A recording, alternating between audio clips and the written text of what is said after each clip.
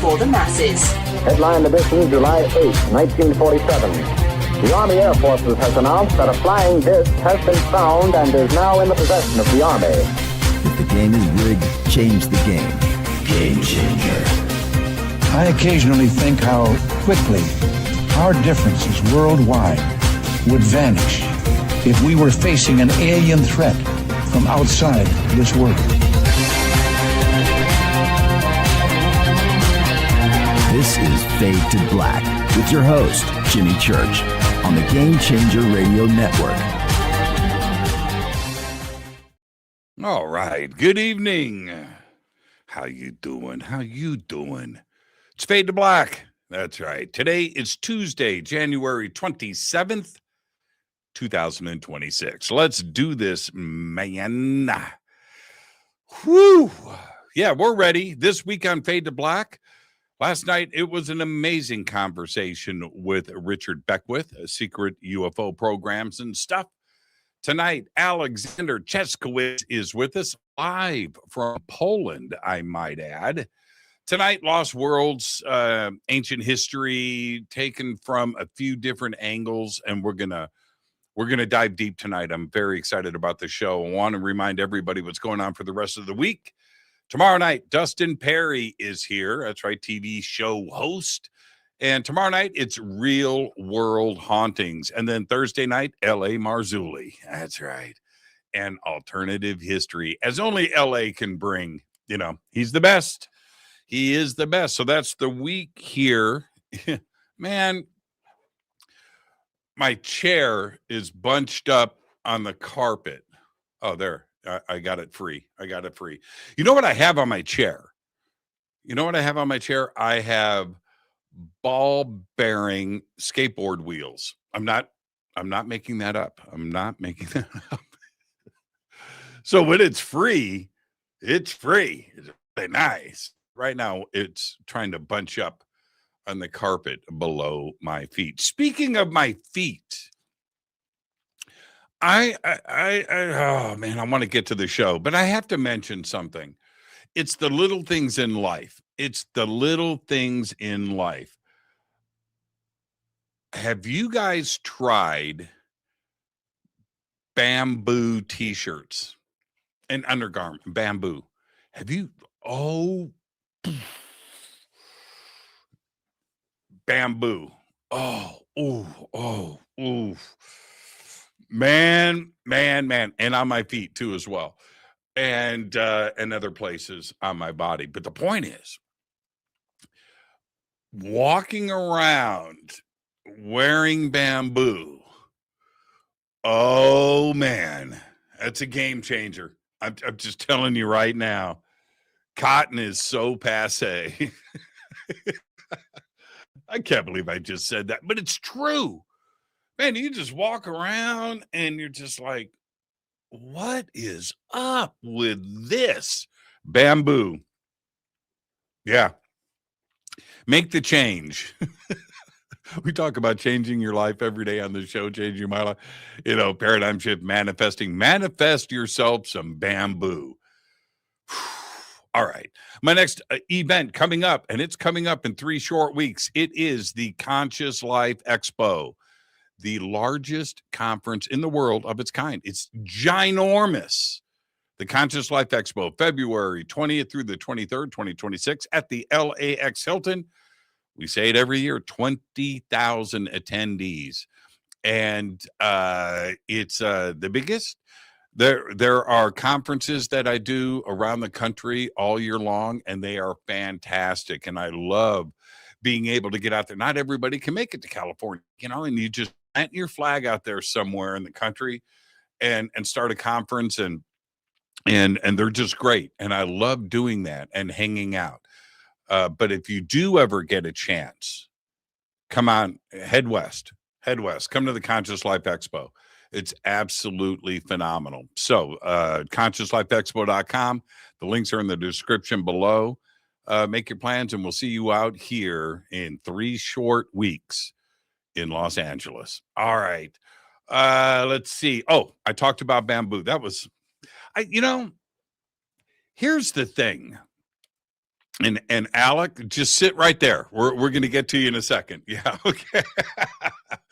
Here's the thing about doing live shows, not taped, live. There is a tension, there is an adrenaline that comes with that, something that I truly, absolutely enjoy. If I'm not doing a show, I go into withdrawals. And it's a very serious thing because I really enjoy doing this. But here's the thing with it: removing the mask, just being yourself, and hopefully connecting with your audience. And part of that is, look, man, I'm wearing a bamboo t-shirt right now, and I love it. Is my mood different? Do I feel different? But being able to just express that and talk about the little things, because this is where my friends are. This is where I come and hang out every single night, and that's it. And that's the beauty of doing a live show. And I'm not kidding about that. Taping it, no mistakes. Edit, this no. That works for a lot of people. It does. Doesn't work for me. It's not what I do. It's not what I do. So even with TV, and I can specifically talk about Beyond Belief and Into the Vortex, those shows, although they're taped, are live. I did a live stream last week when I was in Denver taping.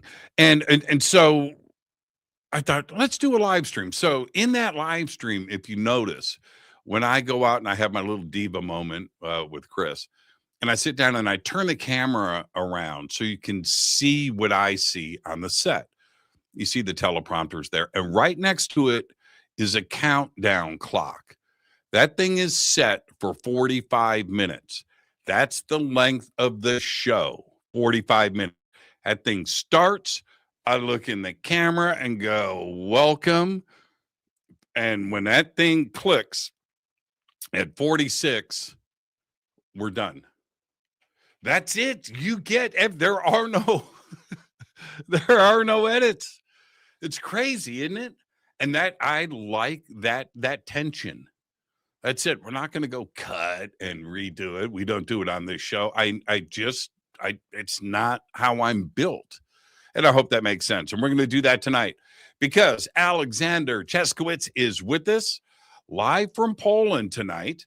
And we are, amongst other things, we're going to talk about the lost history. We're going to go into Atlantis, of course. We're going to get into that. Human origins. There's a lot of talk about human origins lately, and I did some stuff on it earlier today on the news. So we're always looking into this. We are finding out new things every single day. He's drawing into Mesopotamia, Egyptian, Indian, cosmologies, all of my favorite things. We're going to do all of that. We're going to talk about ancient spirituality, metaphysics, and of course, consciousness, and then the modern discoveries that are going on today. We just posted up in the chat, and by the way, I ordered his book. Okay, it's right there on Amazon. We've got it up on the chat. That wrote that at the age of 17.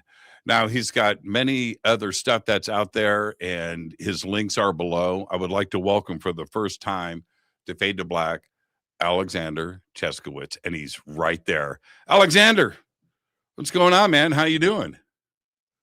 Oh, you're muted. You need to unmute yourself. Sorry. Hey, hello everyone. Thanks for having me on, and thanks for this very great introduction. Yeah, thank you. Poland. Wow. So much history there. And before we get started, you get the first time guest disclaimer, but I'm very excited to have you here tonight. So welcome. But let's get the first time guest disclaimer out of the way. Are you ready? He's like, I don't know if my English is that good, man. disclaimer. What's going on? So let's do that now. Alexander, it's just you and I sitting on my couch having a conversation as friends. Where that conversation starts, it starts. Where it ends, but we're going to end as friends. There you go. But you have to accept. I accept. You accept. What's it like? Let's go here first. In the United States, we have no history. No history. Brand new country. It's 200 years old. There's no history here. You know what our history is? McDonald's. That's our history. Coca-Cola, right? That's our history. We don't have any history here. What's You it have like? a bit, you know. What's Don't that? be that you know, negative. Yeah, that's what I'm saying, right? And we think we got it all together. But what's it like to grow up in a part of the world that has thousands of years of history and culture and stuff? You walk outside and buildings are, hundreds of years old, 1,000 years old. We don't have that here. What's that like? It must be amazing. Yes, I agree. I think it is amazing. You know, I live not in the center of an old city of Gdańsk with medieval roots, but whenever I walk, I go and let's say 10 minutes away from home, I see buildings of 200, 300 and more years old, of course, renovated, not in the original form. But yes, here in Poland, history plays a crucial role. But to be honest, it's not thousands of years, like for instance, in Egypt or in Mesopotamia, but since, the medieval times, since the 900s AD, 800s AD, something like that. So we do not have a very, very ancient history. We have some prehistoric monuments, some prehistoric megaliths here in Poland, but not many. But we are very rich in the medieval and later history. And history plays a very crucial role here, especially as we were, as a Polish nation, partitioned by Russians, Germans, Austro-Hungarians for 123 years. So That's there was crazy. no Poland. 123 years, no country. And right now we are here. And I think looking at Polish, Russian, we still have our own language that is distinguishable from the others. So I would say we survived, plenty of architecture survived, plenty of artifacts survived. So I think that's why here in Poland, history is very important. And I think that also it may shape our views as Poles about alternative history, because we are not that easy to believe what is official, because of all our experiences throughout the last, let's say, 300 years especially. You do have vampires. You got that going for you. Poland's got vampires. What the other part that I wanted to ask you about before we jump into this, culturally, is there a deep-rooted history of the paranormal and ghosts and witches? I just mentioned vampires, and that kind of thing in Poland. Do you guys have a witch that lives in the woods that attacks kids? I think it is deeply rooted not only in Poland, but I would say in Eastern Europe, and especially when it comes to the countryside, because the cities may be a little bit, nuanced, a little bit more progressive. But when it comes to the countryside, you see, even 50 years ago, there was, paganism everywhere, despite that the Catholic Church ruled us for 1,000 years, but still paganism, and it involves the paganism here, this version of paganism, which is, some kind of magic, some kind of paranormal, ghosts, some kind of beings that are not of the physical realm, but still can interact with us. So I would say that, yes, we have deeply rooted paranormal belief, but I say mostly on the countryside. And, nowadays, this is all some kind of beliefs, stupid, let's say, of our ancestors. But I would say even when I was young, so let's say 20 years ago, or a little bit less than that, it was a deeply rooted thing. And I even think that still, despite all of the technologies, that Catholicism and atheism, let's say, are the biggest ones when it comes to beliefs about spirituality, even though there are deep rooted paranormal beliefs here. We were talking about this last night on the show, and I knew that you were going to be on with this tonight. So I kind of set the stage last night. Let me mention something that I find so interesting about humans. It doesn't matter about the country, culture, location, anything.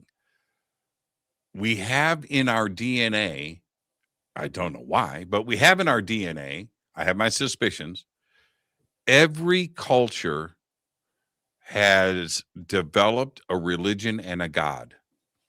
Isn't that crazy? Cultures that never talk to each other, different parts of from the very, very, very beginning of man, we developed religions and gods. Isn't that fascinating that can go back tens and tens and tens of thousands of years, that everybody did it at the same time? Why do you think that is? Why religion in our DNA? I recently started studying at my local university history, and I've learned actually something quite cool about that. And when it comes to especially our history and the past, when we were isolated, let's say first civilizations and stuff like that, that during ancient times, like the Mesopotamian ones and a little bit later, the gods were actually real in our heads, according to psychologists, historians. And what they mean by that is that what we would call, for instance, intuition right now, clairaudience, and phenomena like that, they were prevalent when we analyze ancient texts and ancient descriptions of everyday life, that people back then, we could say, were more psychic to some extent. We could say maybe, of course, scientists would say they were more primitive in their consciousness during their evolution of consciousness, and they were hearing voices. So yes, hearing voices, let's say, as nowadays someone hears voices, he's crazy or something, in the past was, according to psychologists and historians, prevalent. And it was a way of life. It was a way of life. Yes, so the gods were real to them. Right. This is one. I would also say, it's my own interpretation of that, because I'm very into this topic, that let's say we sometimes are in the very angry mood. We are very angry or something, or we are in love. Such things could be interpreted by our ancient ancestors as, let's say, energies of these gods. That's why so many of gods, and each god had their own attributes, let's say, in the ancient world, or let's say god of destruction or something, that they identified it as this godly powers. Okay, right now I'm very angry, destructive. This is the power of this god, let's say. So, but this is my own interpretation on that. But I would say that it is coming as a mainstream narrative that in the past people were hearing voices, and these gods were to them real in this sense, that they thought, oh, this, let's say, emotion, this kind of things I'm hearing in my mind, these are the gods calling. And as I said, science can interpret it as they were primitive, their consciousness, let's say, was not unified, it was primitive, but we can say maybe they were more psychic, maybe they were tuning into something. And I think that it's very interesting. And also when it comes to why independently everywhere on the earth it happened that we have spirituality, gods, religions, etc. I think one interpretation may be, I'm a very spiritual person myself, that spirituality exists and there is something beyond just matter and all the physical, let's say, forces that govern the material world. Mm-hmm. But the scientific, let's say, skeptical interpretation of that would be that, oh, people were primitive, it was a survival mechanism to have like high hopes in some gods or something. So this would be the skeptical interpretation. Isn't it fascinating? Because it's too easy, it is, to look at Egypt and all of their gods and demigods. It's easy to do that. But when we think about like Sobek, right, the god, the crocodile god, or Sekhmet, or Horus, or Isis, Osiris, Ra, Thoth, we can do it, and we're familiar with it. But everybody did that. That's fascinating to me. Where does this arise from? And could it be? We don't have to go too deep into this, but could it be that maybe they did meet and have encounters with, stuff not from this earth, and the only way to get comfortable with that or try to explain it back then was they were gods. And maybe that explains why every culture did it. I don't have any idea, but that's an easy explanation. It's almost like Occam's razor, right? It's like the easiest way to then, well, maybe they just met aliens and they call those aliens gods.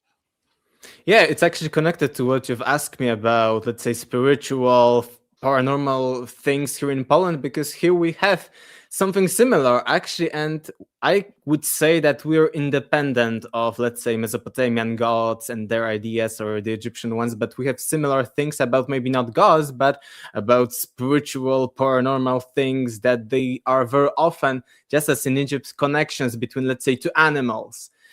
Strange creatures, or let's say a human and an animal, as you mentioned, vampires or something like that. But also there are plenty of there are literally thousands here in Poland, let's say duck with some kind of wolf or something, even crazy ones. So yeah, right. I forgot about the wolf. Yeah. Of course. There are thousands of such combinations of different here in Poland, in Eastern Europe altogether. Do you guys have Bigfoot in Poland?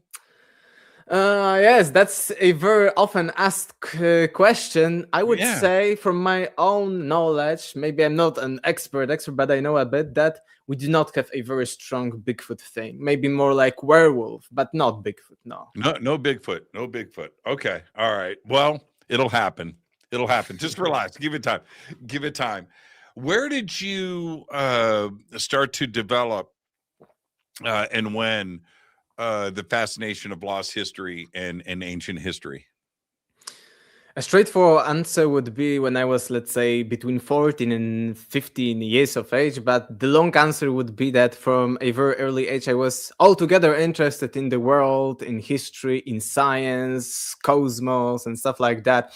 My mom was actually back then a historian, later history teacher, so I had plenty of books. When I was a little kid, I actually learned reading pretty early, before, let's say, elementary school. But, I have plenty of books and stuff like that. So I was always, looking at that. My dad really liked watching documentaries on National Geographic, history, and channels like that. So I was always into the knowledge about the reality and about everything. So I was always interested in that. But when it comes specifically to the lost history, I was actually doing my middle high school, as I mentioned, between 14 and 15 years of age, attempting historical competition of, let's say, a district rank, because there was a reform in education in Poland, and it was hard to get for anyone to high school, to choose a good high school. You needed to know everything.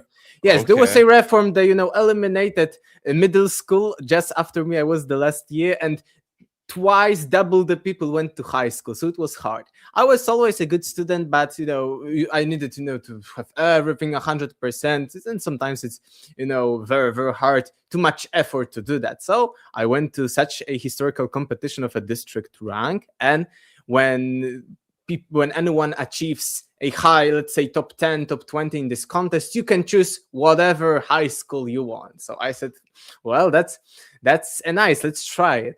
And as I said, I had plenty of resources. My mom was a historian. She helped me a lot. So, I was learning. And for that competition, I needed to learn, let's say, all history, from the hominids millions of years ago, so actual prehistory, up until, let's say, 1990s or something like that. So the entire history. And I was learning. I remember hundreds of different dates, even with the days and months and so forth and so on. I actually achieved high place in this competition, but it was when I was still learning for this competition that I started questioning things, because I was tell me, I'm going to interrupt, because this is no problem. Fantastic. The reason why I'm going to interrupt, I think that all of us that start to look at history, it's fascinating. It's my main thing. I study history every single day. I'm all learning every day. Is that there's always that first moment when you go, well, they've been teaching us bullshit, right? Where you just go, wait a minute, something's not right. We all have that, right? When it just clicks. What was it when you were studying? What was that one moment where you went, okay, hold on, What was that piece of history that changed things? It wasn't a piece, let's say, an epoch or an event or something, but it was the holistic view of how it was presented to me. And I was learning from, let's say, advanced high school and even early academic textbooks back then. And everything was shown in a so pristine way. This is how the history happened. This is, from A to B, this was cause of that. This was the result of that. And I was, wait a second, I started asking the simplest questions possible. How do we know that? How do we know that that was how the history happened? And I was also very interested always in biology, but the side like genetics, etc. Back then I was, wow, that there is so much potential in our genes. When it comes to everything, let's say being very muscular, there are some genes for that, and etc. And longevity, the telomeres and stuff like that. And I said, wait a minute, if we know, let's say, so little, etc., how do we know this ancient and prehistoric past, especially? Exactly. Because, Exactly. okay, let's say 50 years ago, we know a bit, there are plenty of documents, but still, let's say right now we are having this conversation. If it wasn't recorded one, we would only rely on our memories and we wouldn't remember anything. And even from this day to the next day, we see how much of history and everything is lost to us. So imagine what was lost from, let's say, 5,000 years ago or something. All of it. Yeah. All of it. And now here's another point. And I will drill this home. And I know that you're an expert in this, but we didn't know about Egypt until Napoleon. We didn't know. We didn't. That history was lost. The history was lost. The language was lost. That was it. Rome came in. Greece was there. They spoke Greek in Egypt. They didn't speak Egyptian. You know what I mean? Everything. And so everything was just completely lost. So everything that we know today is what we have put together in the last 200 years. Yeah. The Rosetta Stone, which was discovered in 1799, it wasn't deciphered for another 25 years. 25 years until 1822. We are in 2026. It was 200 years ago. And we put that, and then when we look at this is the thing, you just touched upon this. It's so important to discuss calendars.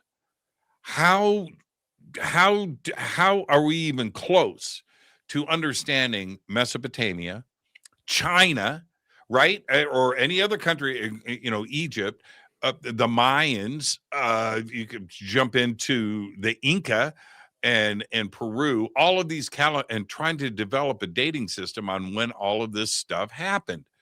You really can't. And the way that the Egyptian kings list was put together, which all of this has been assembled in the last 200 years, they didn't have the date of when that pharaoh ruled. They gave it a number, 8, 21. Okay, so what was their year? What year did that timeline fall into? We don't know.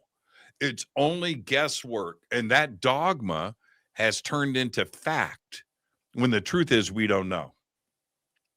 Yes, that's a good point, and I can elaborate on that because Please. I was very interested in the history of history as a science. How did we develop this view of our history, ancient times, prehistory, etc.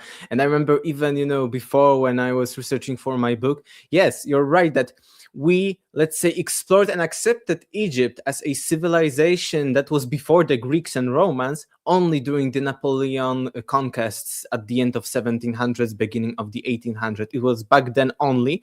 We knew about Egypt, but the consensus was that it wasn't that important. Maybe it was parallel to the Greeks and Romans. So we thought, let's say 400 years ago, that the first civilizations were Greece and Rome, and we put emphasis of how important they were.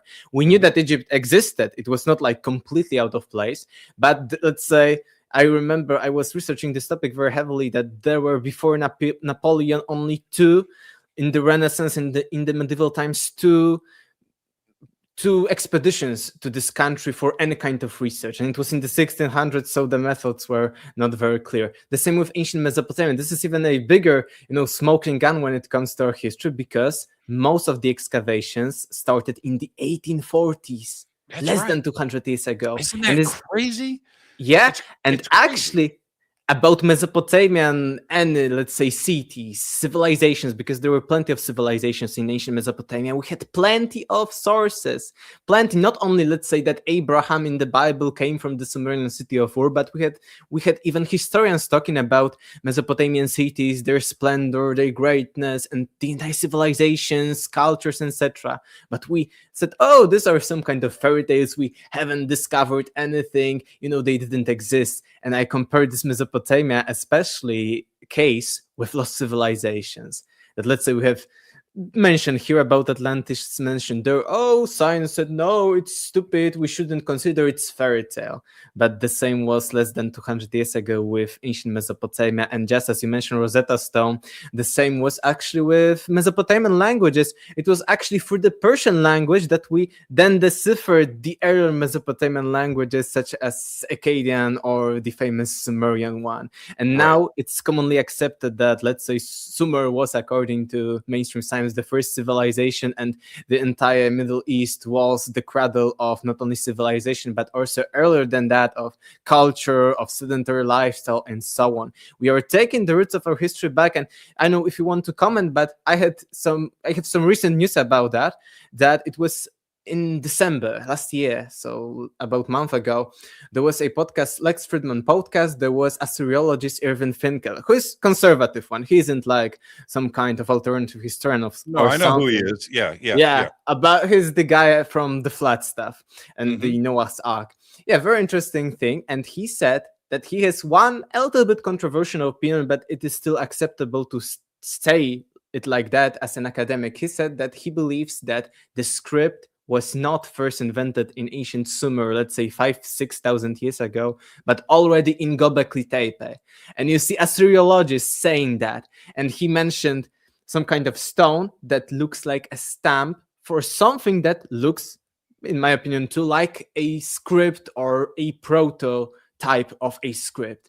So we may be taking the roots of our civilization back by thousands of years in the let's say, next 20, 50 years or something. The same right now. I went just last year, so a few months ago, studying here at my local university. Also, this experience was actually shockingly and surprisingly positive. I gave my book to a few doctors, professors who were like more open-minded, and they said, okay, they as academics do not agree with the opinions of Atlantis or civilizations or something, but they say it's a pretty good book and it's pretty well researched. So I was positively shocked. I thought that you're a pseudo-scientist, we'll kick you out or something. No. And they gave me even a personal schedule of studying. So I want right now, I'm starting it with the bigger curriculum. I'm not only studying history, but they gave me it personal specialization in the ancient Middle East languages and religion, but I am starting it only right now and in the next few months. So I was positively shocked. And I also got, because of that experience, some news.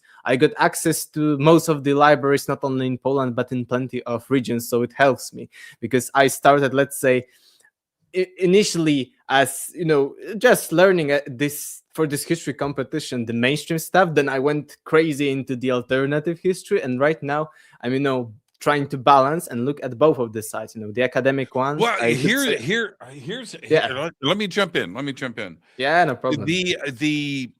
The alternative, we'll call it alternative's the wrong word. Yeah. But the alternative side of things was always laughed at. And these ideas have been postulated for a long time. This is not a modern thing. There has been a lot of alternative history out there, but the alternative history is turning out to be right. That's the crazy. You bring up Göbekli Tepe. Göbekli Tepe. That's a modern discovery. That's Klaus Schmidt. That's 1995. That it was discovered probably before you were born. Yeah, it was. Yeah. 2003. Yeah. So think about that. That's how modern Göbekli Tepe is. And And the ideas behind Göbekli Tepe, when we talk about ancient Sumer and Mesopotamia and the Giza Plateau, Orthodox academia had always said 3000 BC. Don't talk to us about anything else. 3000 BC is when it all started. Everything happened after that. Before that, it was Stone Age man digging for seeds in the dirt. And that's it. Everything happened at 3000 BC. And then Göbekli Tepe comes along. And not only does it come along, but it's beautiful. And it's great. Big. Yeah, it's big. It's all of the, and that tipped everything over by 10,000 years. And it was not vindication, because I think that a lot of us in this community knew that there's much older stuff to be discovered, but it actually happened. That's what makes Göbekli Tepe just so entirely incredible. When you go, and this is let me ask you about this. No matter how somebody researches Egypt or watches movies or documentaries, and you see the pictures and we grow up with it, nothing at all can prepare you for the first time that you step up to the Great Pyramid and see it. You're not prepared. I haven't been, unfortunately. Nothing. I'm telling you. I need to do that, yeah.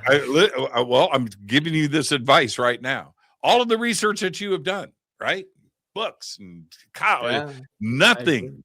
Dude, you step up to that and all you go is, okay, what's going on?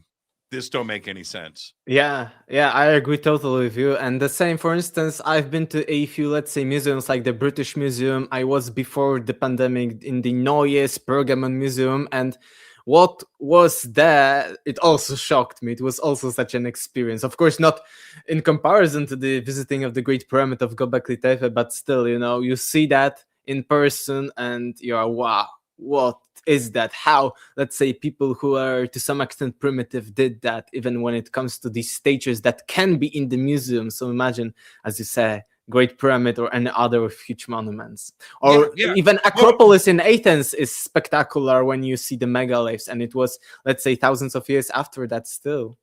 It's not just, of course, it's Giza. I mean, for sure, I get that, but it's not just Giza. It's all over the world. The same impressive stuff happens everywhere. China, Japan, when you think even about in Poland, we have such megalithics similar to the Sacsayhuaman in the fundamental parts of, let's say, some castles and some churches or something. It's the same megalithic polygonal architecture. Yeah. Right. And you just have to ask yourself, how to build that. Yeah. How Giza is much older. I don't have the facts. I just have my eyeballs, and so when you walk around there and you see it and you go to other sites around the world, it's rather obvious. Something we're being lied to. I don't know why they want to lie to us about this. I don't think it's going to shock anybody if we find out that we are much older and different civilizations came and went before us. It's okay. We wonder about it. I don't think anybody's going to freak out. I just don't. But when you see these sites in person, you just go, man, we're not being told the truth. Something doesn't feel right about this. And that's why research like yours is so important. Yes. When it comes also maybe to finish this, academic line, it started a few months ago. And the more I'm learning, let's say, academic mainstream history, the more I see evidence for what I've been talking about before that in my book, in my research, the more, let's say, proofs I see how little we know about our history. And it's very interesting to compare, let's say, to online skeptics. Online, I call them shouters. Oh, Graham Hancock is pseudoscientist, for instance, or any other kind of person. No, it's not science, it's false, etc. We know about our history. Our history isn't older. They shout like that online. But when you actually read real academic books and articles and talk to some professors who are doing also field work, you will see that they claim, okay, we do not know much about our history. It's even, they are teaching it as methodology of history that it's only a small fraction, 1% or less or a little bit more of everything that we know about a certain period of time, let's say 3000 BC, 5000 BC, 2000 BC or something. It is commonly accepted here.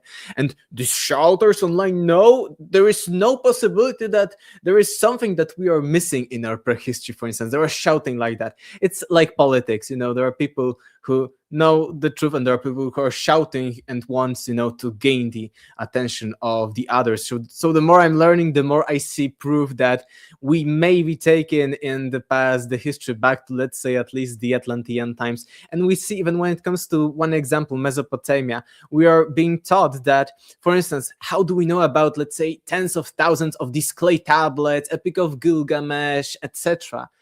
Mostly through the cities that burned. There was a war, they burned the city down, and because of this burning of the city, clay tablets, clay got burned and it got very hard. So it survived preserved. Times. Right. Yes, it preserved. But let's say 2 out of 18 cities of that period were burned. And these weren't the biggest cities. So imagine how much more, even from the, let's say, chronological periods of ancient Mesopotamia, how much more stuff was destroyed, like more than 90%, or about, let's say, 90%, because those cities were not, for instance, destroyed. The same when it comes to Atlantis, taking the history back, I've learned recently that at the Sumerian city of Ur, the same that Abraham came from, they are now digging at 22 meters below ground, 22 meters, and they found, because they found some inscriptions, let's say, they know that it's a layer of, let's say, about 2200 BC. They know that because they found fragments of artifacts saying, oh, king of that ruled and stuff like that. So imagine how deep in the ground is the Atlantean layer of any kind of lost civilization layer. The same when it comes to prehistory.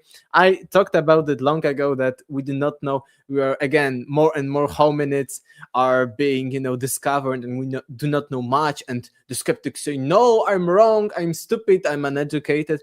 But then right now I'm learning advanced prehistory, and we are being told, oh, we find only 70% full skeleton of this hominids and only a few bones of the same kind of hominids. So we do know so little even about these hominids. We say, oh, this is the truth, that they evolved from this to that, Australopithecus, Homo erectus, etc. But for many of such hominids, we have little evidence, one bone here, one bone there, and okay, one bone here, one bone there. So this is the path that they traveled. That's right. They base all of that on a tooth. Yeah. No, seriously. Yes. Today, well, it was announced yesterday. This paper was just published. Pretty incredible. In China, they have discovered 160,000-year-old tools, not bone scraping. No, axes with handles, half tools. Maces. Now that is way, so not only does that push the dates back, 160,000-year-old axes with handles, that's real stuff, right? But here's the thing. They say it wasn't Homo sapiens, not Neanderthal. It's another species. And the name of the species, we don't have to spend any time on this, but it was a pretty fascinating fact. Just let me pull it up. I have it right here. And when you look at this and you take it again in its totality, this is the stuff that the skeptics are so afraid of. Okay, you ready? Yeah. Homo juliensis. Ooh, Juliensis. Have you heard of it? Another one. And it's a similar period to when we as human beings coexisted with, let's say, at least 5 of other hominids. And it's a great example that you mentioned because, yeah, it's a fact, even, academic one, that we as anatomically modern humans that existed for about 300, 200,000 years at least, or even more than that, coexisted with, at least at one point of our lives, 5 different hominid species. You say right now the other one, the Homo juliensis, something like that. The Homo florencensis, for instance, were these small hobbits 1 meter tall. And I always provide this example when people talk about Bigfoot, giants. Oh no, giants didn't exist. How do you know that? If we coexisted, let's say, I don't remember how many, let's say 80, 90,000 years ago with 1 meter tall hobbits, maybe we also coexisted with 3, 4 meter tall giants, and maybe a few of them existed even in the later times as the last of its species. There is so much possibilities about that. Let's talk about Atlantis, one of my favorite subjects.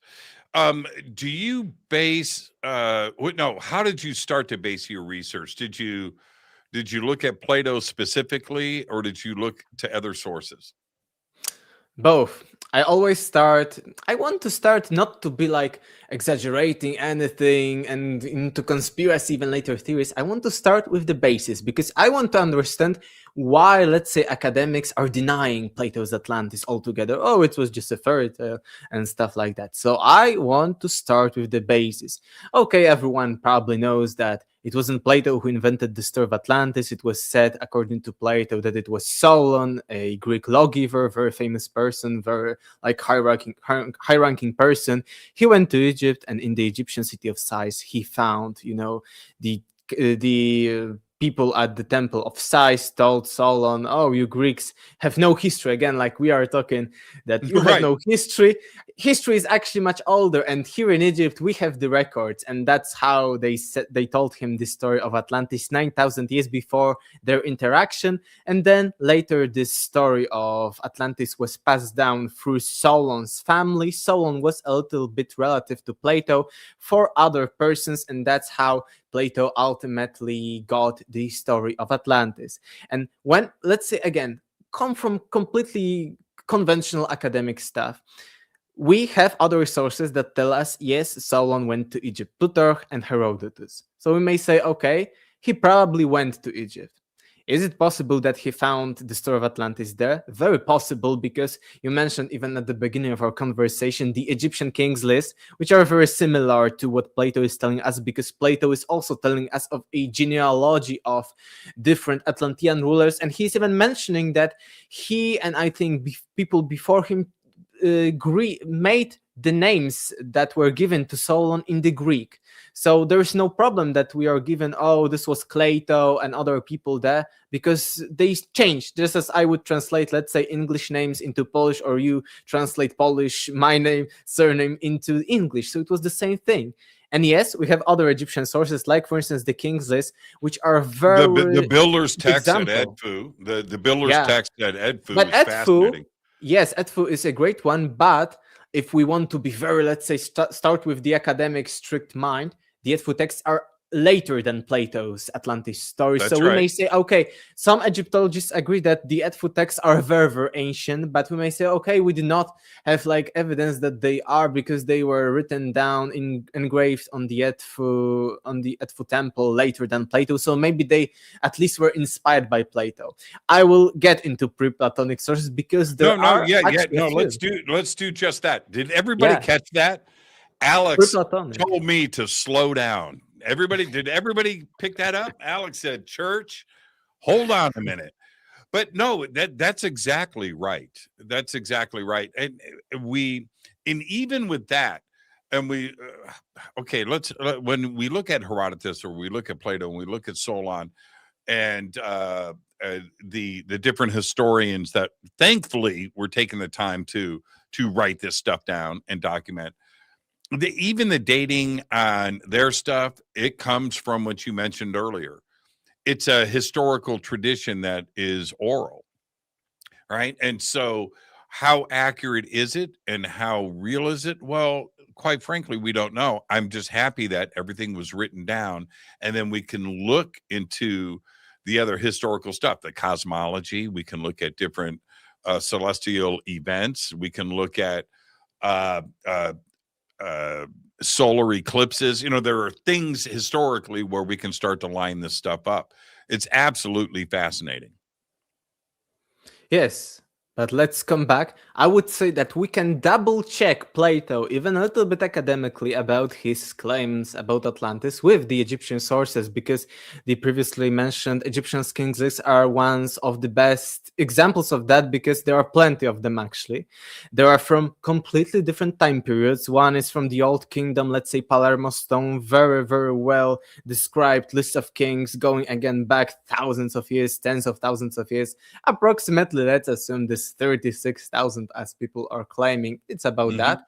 But there are plenty of other, let's say the Turing Kings list is more than 1,000 years after that, and it similarly describes similar lists of kings. Right now, actually, Egyptologists use these lists of kings as historical sources for different dynasties, and they double check them with, for instance, they found a mummy of some pharaoh, they found some inscription of this pharaoh that is approximately where the kings lists are telling he lived. So there are very good historical sources for dating. They're a bit, out of course, thousands of years past. We do not understand maybe them completely, so, but 70% they are right.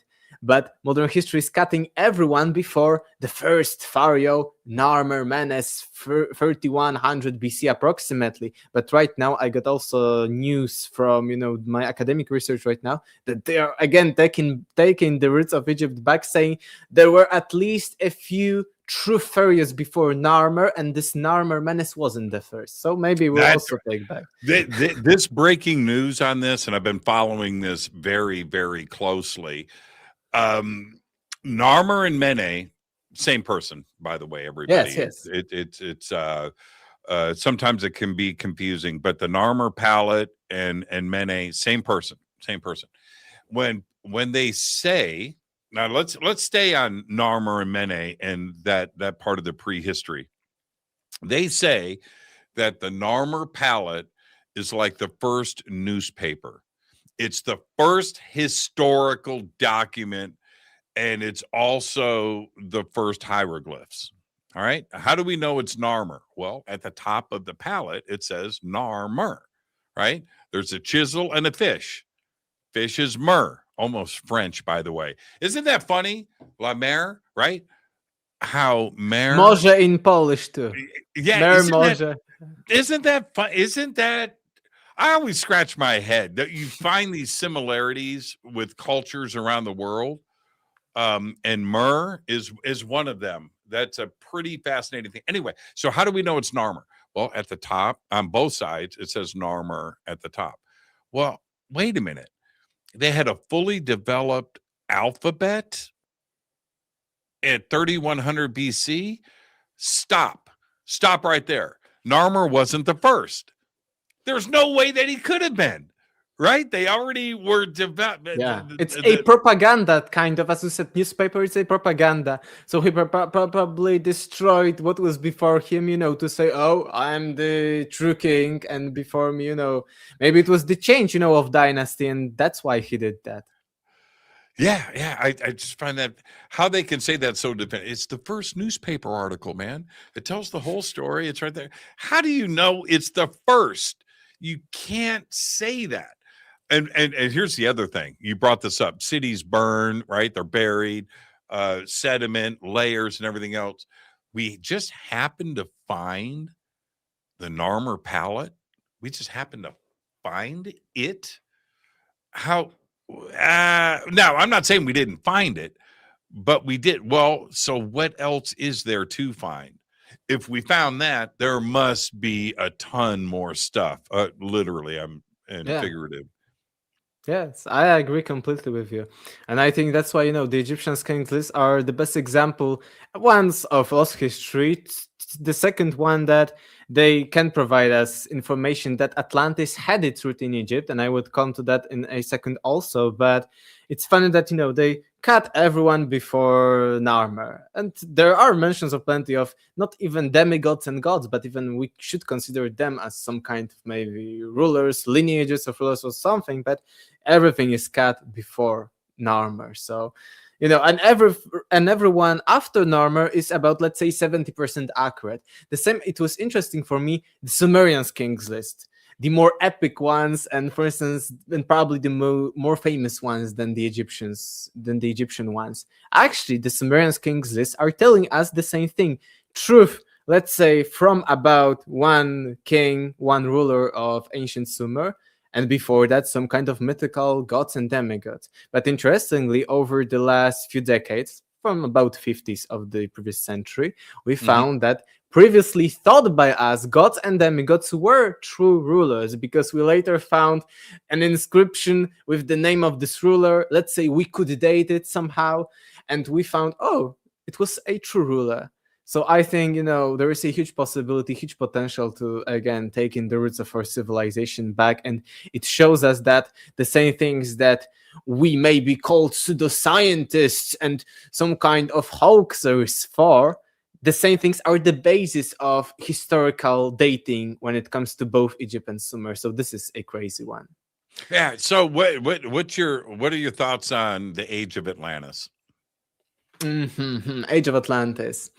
I think that the age that was provided by Plato 9,000 years before Solon met the Egyptian priest size is a good one for several instances. One, the end of the last ice age. Two, the Neolithic revolution. So people started, switch after thousands, tens of thousands, even millions of years of living as hunter-gatherers. They switched their lifestyle into these first settlements, into agriculture, at the same time that Plato approximately is telling us that Atlantis sank, the same with the end of the last ice age. So I think, again, let's be a little bit skeptical, not go too far.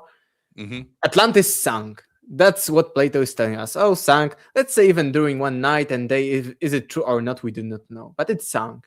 Maybe it was a sinking from, the melting glaciers at the end of the last ice age. Let's even consider that theories of catastrophe at the end of the last ice age are not true. Let's assume. Let's be the most skeptical we can ever be. Could Atlantis exist back then if there was no catastrophe at the end of the last ice age, and could it sink? Yes, it could.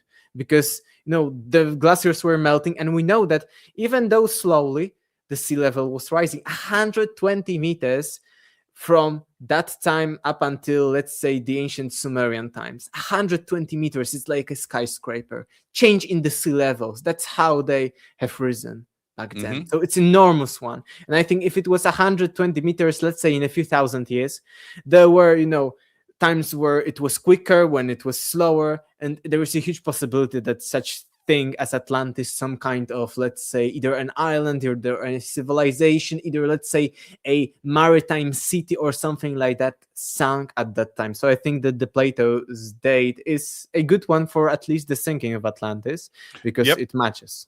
Well, and when skeptics, I love silencing skeptics. They make it too easy. But, well, give us evidence then. Show us something where this has happened. I go, Doggerland. Yeah. Doggerland, right there. You used to walk from Denmark to Great Britain. Yes. You walked. We have true historical accounts that people could walk, but it was due to strong winter from here in Poland through all the Baltic Sea to Sweden. And we found evidence for that because, it was a myth. How stupid is that to think about that? We found a remains of some kind of, let's say, a bar or something back then. I don't know what it was called back then. At the, in the middle of the Baltic Sea, we found that yes, there was some kind of wooden thing that people were drinking beer in that on their way from let's say Poland through the Baltic Sea to Sweden. It turned out to be a fact, and they said, no, it's impossible. We found that, some kind of beer pub or some, I don't know how historically it was called in the medieval and Renaissance times, but they called it a bar. Yeah, something like that. They called it a bar.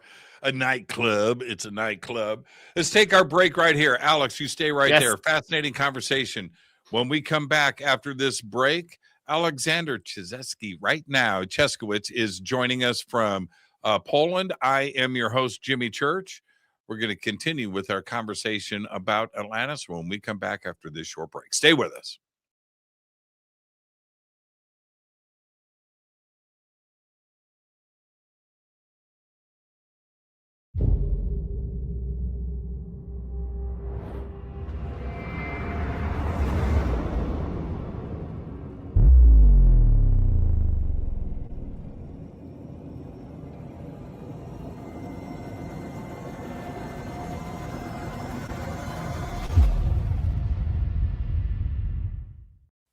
Subscribe to our YouTube channel. Get your alerts and access to over 2,000 videos. Click that subscribe button right now.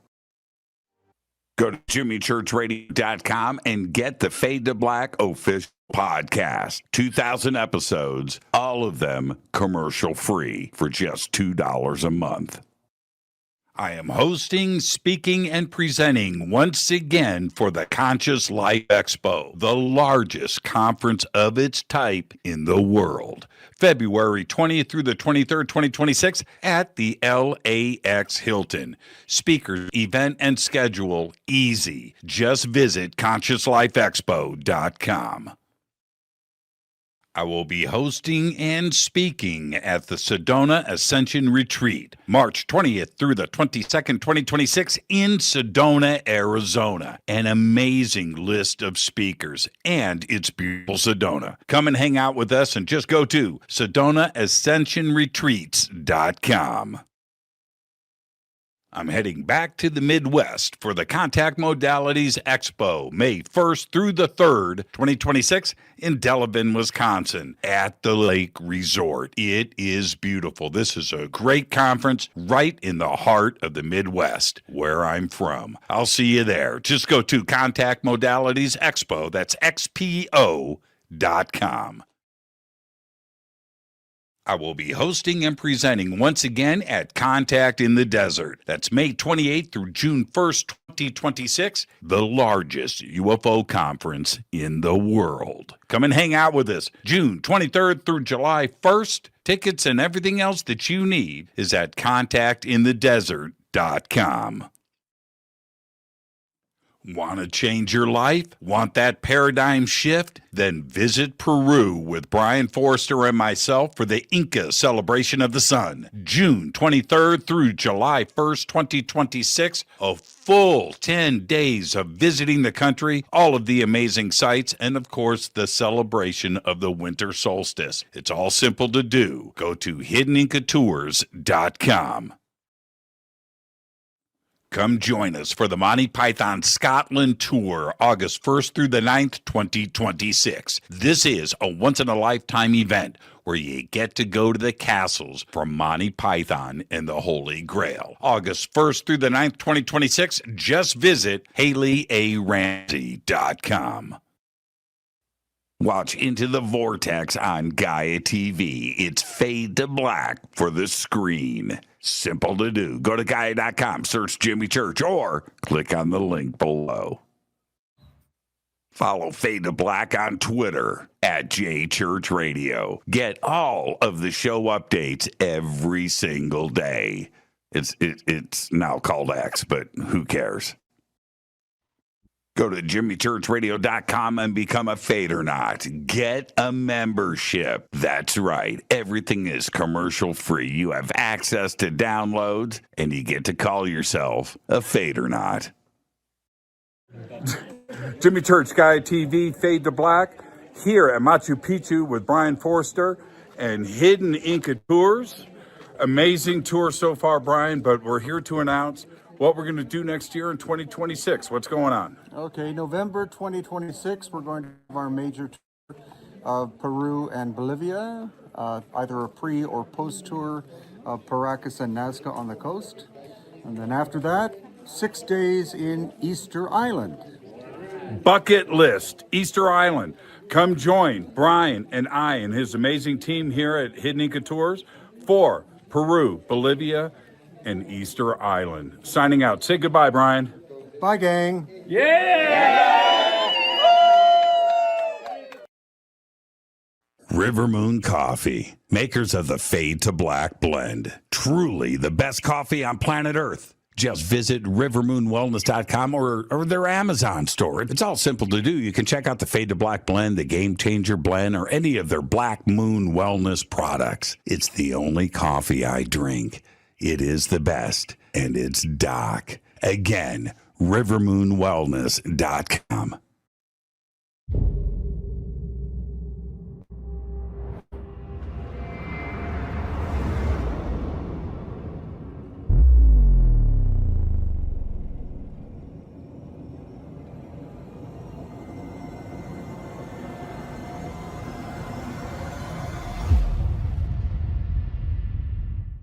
All right. Welcome back. Fade to Black. I am your host, Jimmy Church. Aleksander Czeszkiewicz is joining us live from Poland. Fascinating conversation tonight. I love it when I get my learn on. Great conversation, Alex. Let's pick up where we left off. Where do you think Atlantis was? And that's a great question, especially with all the news. Like a few years ago, Richard Structure was like the big one. Right now, there are other even discoveries. Before that, also the Azor structures beneath the waters. Also, some people say that around there. But recently, I think Michael Donolan and his research in Cadiz, Spain, and near these regions. And in my opinion, Atlantis was everywhere. And Plato is even telling us that, because we think, oh, Atlantis was, people say, no, it was the Richard structure, and Azores not, or the, let's say, Cadiz not. But Plato is telling us that Atlantis was a maritime civilization that had its influences from the Atlantic Ocean through the, let's say, southern coast of Spain, entire coast of the Mediterranean, Italy, he mentions that, and of course, the famous one, Egypt. So even Plato is telling us that Atlantis was bigger than just one city. And that's why I think that, I don't know which location, I think they are, these three ones at least, are good locations for Atlantis. The Richard structure, the Azores structures there, some kind of, it looks like a pyramid at least. Also structures near the, as I said, Cadiz, Spain. And Plato is telling us that Atlantis was, depending on the translation actually, some say beyond the Hercules pillars or in front of the Hercules pillars. So actually Spain, on the, the side outside of the Pillars of Hercules, would be also a good one when it comes to the Atlantis. But I think that Plato, when it comes to at least his description, he isn't that specific about that. He says that there, and again, the skeptics say, no, Atlantis, if it even existed, was some kind of, island on the Mediterranean that sank, like previously the Thera volcano sank the Atlantis. But actually, Plato is telling us exactly the opposite. He says in his dialogues, these are the things that are very often overlooked when it comes to the Atlantis analysis, that he mentions the Mediterranean Sea, he says in front or beyond the Hercules pillars, and he says that after these Hercules pillars, there is what he called the ocean, Okeanos. So he's clearly distinguishing the Mediterranean Sea, which is also huge, but still not the Okeanos, not the huge ocean. And Plato has even advanced knowledge of more than just what is beyond just the Gibraltar, Straits of Gibraltar, which connect the Mediterranean Sea with the Atlantic Ocean, because he says that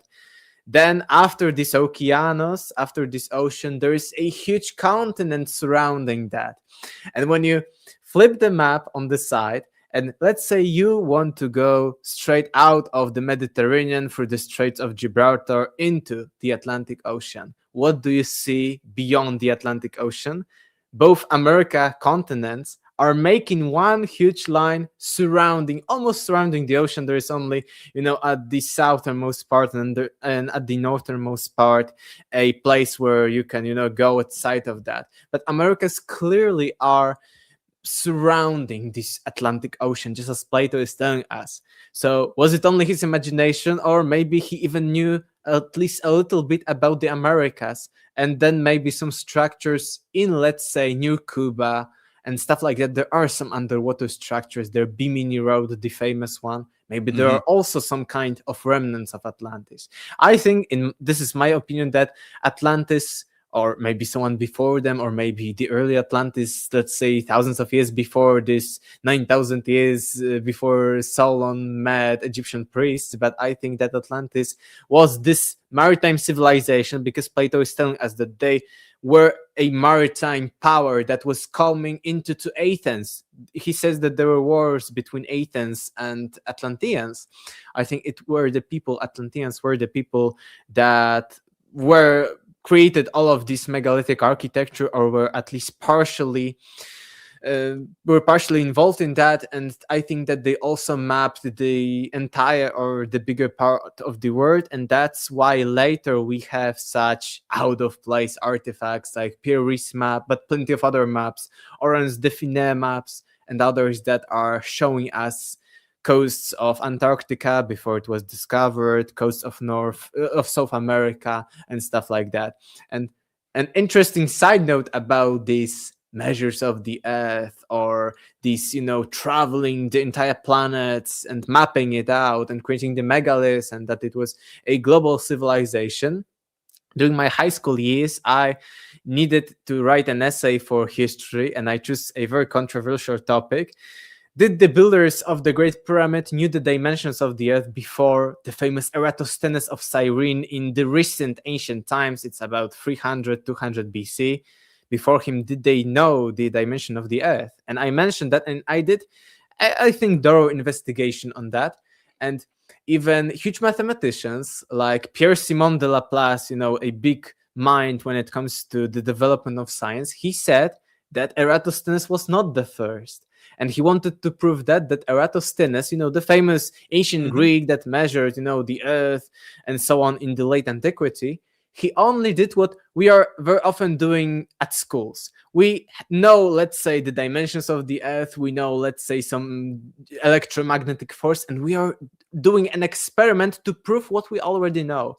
So Pierre-Simon de Laplace in 1800s thought that Eratosthenes of Cyrene, was his strong opinion, only did again the measurements of the Earth. And interestingly, a conspiracy theory right now that Eratosthenes of Cyrene, the same man, was also the head director of the Library of Alexandria. And Library of Alexandria is, of course, not only connected to lost knowledge, but also with the Pierre's maps and other anomalous maps, because, I think Charles Hapgood already back, decades ago mentioned that the Pierre's map was probably inspired by other ancient maps from the time. It was copied. It was copied. Yes. It was copied. Yes. Well, not to spend a lot of time on this, but all of those map makers back then were sharing. Okay, that's what they were doing, and they were taking other maps and copying those maps. And Perry Reese, which is, it's a very famous map, and I'm fascinated with it. It just doesn't make any sense. Just the Antarctica component alone throws me off. You're from Poland, Antarctica wasn't officially discovered until Russia was down there in 1817, on some boats, and went, oh man, check this out. Well, how did Perry or anybody else? The Turkish maps, which predate, and push all of this stuff further and further back. That's what those map makers did. They shared their knowledge. But to show the coastline of the Americas, to show Bimini and to show Cuba, the coastline of South America, this stuff wasn't known well officially, right? Because it's dogma. Well, where did they get their information from? And they got it from other ancient sources. That's the part to me that's very, very compelling, right? Even at the back of this is also, I think that not everyone knows that it's official, that at the back of the Pierre's maps, there are Pierre's notes of him. And he says that he copied some ancient maps. He was inspired at least by them. So it's official that he did that. At least he claimed to do that. So it's not like a crazy conspiracy theories, common knowledge. It's not a conspiracy. No, exactly. Yeah. Exactly. They were doing the same thing back then that we're doing now. We learned from those that came before us. That's it. And ancient map making was done that way. You acquired other maps and you did your maps. It's it. It's not It's not some crazy. You're right, though. It's not some crazy conspiracy theory. They tell us that's what they did. So Yes. now, I kind of agree with Plato. I think Atlantis was just outside of, west of the Straits of Gibraltar, the Pillars of Hercules, somewhere, off the coast of Spain and Portugal. Maybe the Azores. I think that's a very, very good candidate, but it's just somewhere out there, and that's it. I'm pretty confident. I don't think it was in the Mediterranean. I don't think it was in the Pacific Ocean or in the Indian Ocean. We need to continue to look, but I think it's right where Plato describes it. And by the way, for those that are interested, go look at Plato's accounts of Atlantis. It's very detailed. It's not some just, there was this thing out in the Straits of Gibraltar or the Pillars of Hercules, and it was out there concentric circle. No, he's got a very, very, very comprehensive and detailed history and description of Atlantis. It's fascinating to read. Especially these geographic ones, which turn out right now to be true. So he knew a little bit more than what academics thought the Greeks knew. Oh, it was just, the southern part of Europe, North Africa, and a little bit into Asia. Yeah, absolutely fascinating. Okay, so, let's do a hard left turn here. Let's talk about Mesopotamia, ancient Sumer, and the Anunnaki. What, in an overall sense, what is your take on that? We certainly have the timeline that has been presented out there, and it lines up with Homo sapiens, doesn't it? That's a kind of another fascinating part about that when we talk about these ages. But what's your take? What's your current take on the Anunnaki and ancient Sumer? Right now, I'm focusing on it very, very heavily, and I'm learning more and more. And actually, we think again that Sumer started with the pre-dynastic Sumerian times, the first times of the script, approximately a little bit before 3000 BC. But when I started reading more and more academic books about the Sumer, they claim that, okay, this is just a delineation because we find the oldest script examples from them. But they say, let's say 1,000 years before the Sumerians, there was almost the same civilization. So the Sumer also may be much, much older than that. They say, okay, 1,000 years before what we consider to be the beginning of the Sumerians, it was almost the same civilization, but we do not have any proof that they used script writing system or anything of that kind. So this is about this being older. When it comes to Anunnaki, my opinion is that there were some kind of non-physical entities, because when you read, for instance, Trahasis or other ancient sources like the true translations, you see that they do not interact with people, these gods, these Anunnaki, at a physical level.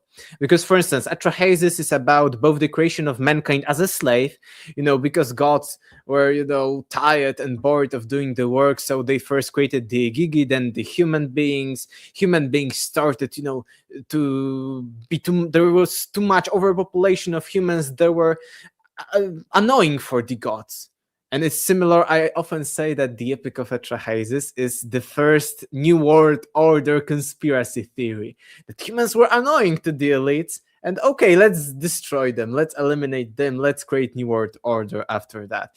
But one of the gods, I think it was Enki, said that, I will, make humanity survive. And he went to Atrahasis, the title of the epic, and he said, and again, he didn't meet him in person. He's the great god, everyone wants to destroy the humanity, and he isn't even, taking, let's say, some kind of ghost form talking to Atrahasis. He's talking to him few nights in dreams. He's just, planting seeds of a dream in his mind. And Atrahasis is, having a dream where Enki is telling him, destroy your house and build a boat from this house.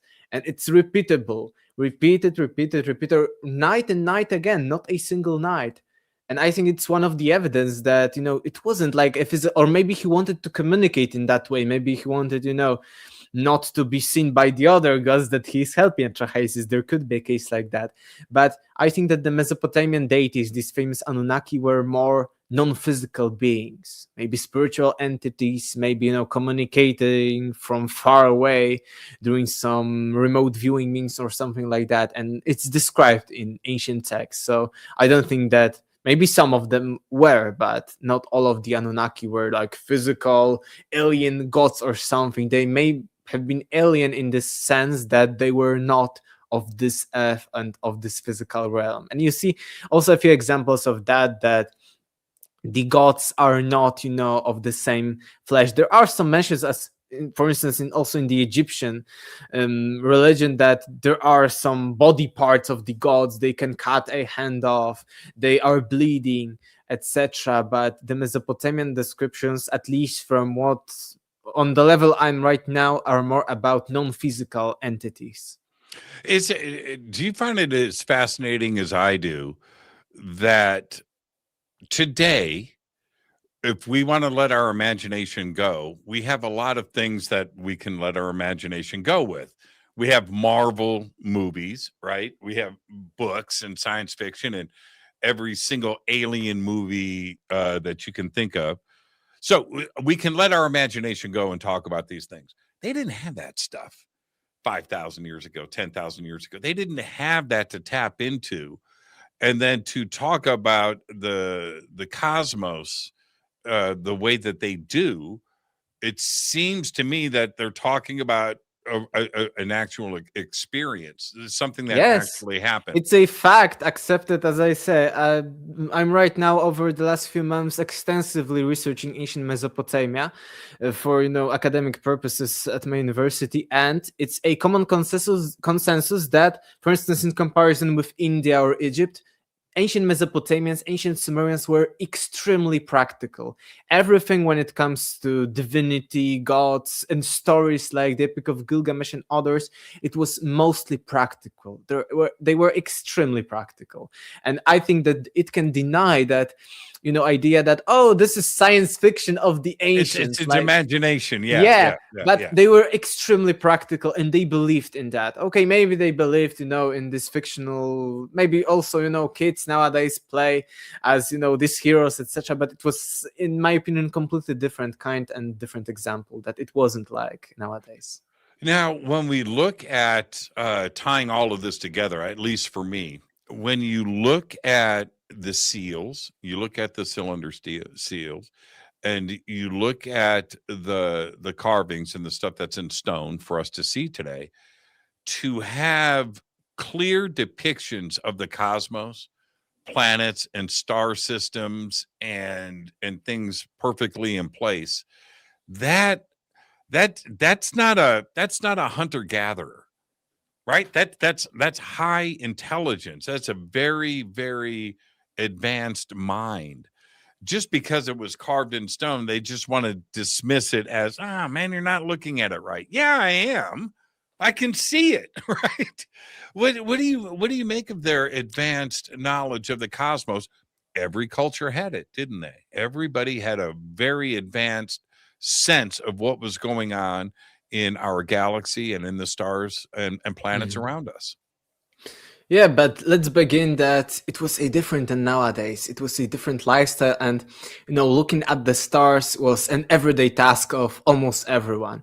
We right now, it was night when we started. It's still early morning here in Poland. I put the lights on, and I can talk, I can work or something. But they couldn't do that. Okay, they could light up a fire, but they were mostly, at the end of the day, in the evening when it was getting dark, they were just, of course, with the campfires, they were just telling their stories, all of these traditional, the Epic of Gilgamesh and others probably too, the stories about gods, some oral legends. And also they were looking at the stars and carefully observing. It was everyday stuff. Yes, Alex, for sure.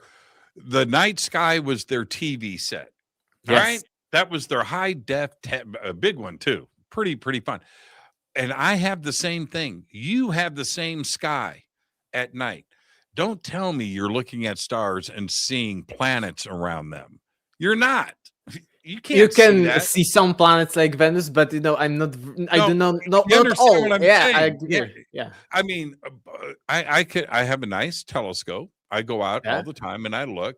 When you look at Jupiter or you look at Saturn with a nice telescope, you can see the moons. Okay. But that takes Mhm. a telescope.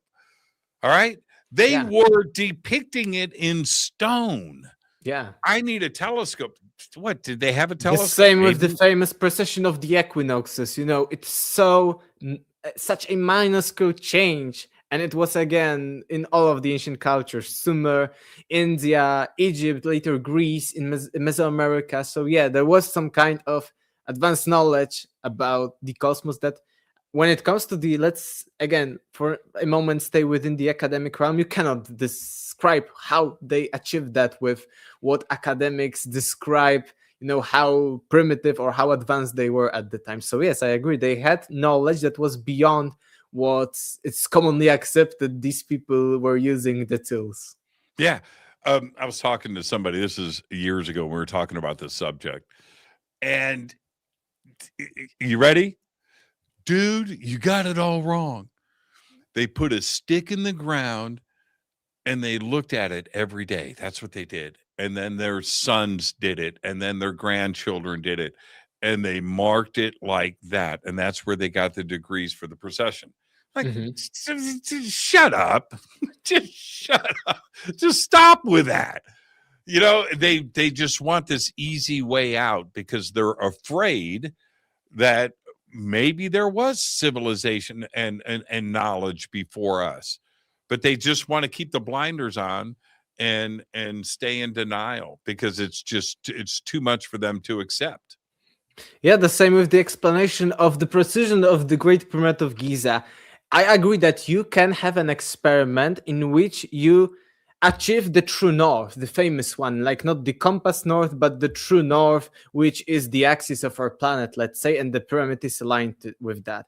I agree that you can do that with some sticks and observations, but you cannot place such a huge monument with such a precision to aligned to that true north. So it's the same here. Yeah. And the ideas presented about ancient Egyptian knowledge, well, they will go, no, you got to understand. This is their explanation. It's not supernatural. It's not that. No, it was just really, really good engineering. And then I back up and I say to myself, you're talking about Giza, 13 acres that of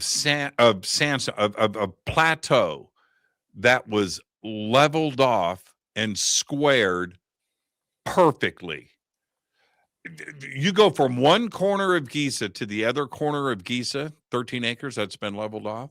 It only deviates 2 inches. 2 inches. 2 inches. Say that to somebody today. Okay, this is what I want you guys to do. Just level this off, and I want it to be perfect and square, true north, south, east, west, each corner. Yeah. And it's got to be perfectly flat, and you can't have more than 2 inches of deviation. It's more leveled than the ceilings in our rooms, probably. Yeah, my garage is not that level, right? Yeah. So I just have issues with that. Yeah. And Even with the amount you mentioned, how huge, the entire Giza Plateau is, the basic calculations probably already done by Eric von Daniken years ago. I repeated them, more strictly according to many modern claims by Zahi Hawass that there were less blocks in the Great Pyramid and so on. I, gave different scenarios to that. Either way, you place one block for the Great Pyramid, either 2 minutes or 9 minutes at the maximum, at the most conservative level, that there are half of the blocks in the Great Pyramid, 2 or 9 minutes, and it's when you are working 24 hours a day, so it's beyond any possibility, and achieving such a precision with that, with such a haste of, let's assume it was such a hasteful task. It's impossible, of course, but let's assume, and again, such a precision of that, of course, it's beyond the primitive level of everything. When you stand, here's what's crazy. I'm going to throw another fact out at you too. I want your opinion on. But when you stand next to the Great Pyramid, it's like this at the Bent Pyramid and the Red Pyramid too, as well. Khafre, Menkaure. But when you stand next to it, and you have to get it all into your eye. It's that big. You can't get the whole thing in your, in your bit. Side view. Yeah, you can't do it. It's that big. But anyway, when you look at the edge of the Great Pyramid, it's perfect. Perfect. And then you roll in the size, right? How do you achieve that? How do you, as you're building this, how is it possible to achieve that? North, south, east, west. Okay, you've got that in play. True north, you've got that in play. You've leveled off the Giza Plateau. All of that is in play for sure. But then you look at the precision of it. It is a perfectly straight line. You know what I did see out there? I'm standing back. I'm looking at the Great Pyramid. I'm by myself, and I'm looking up at it, and then I see a person climbing it near the top. I see them climbing on the blocks. I went, holy crap, somebody's climbing. So I take out my camera, take out my phone, and I'm going to photograph this person that's climbing the Great Pyramid.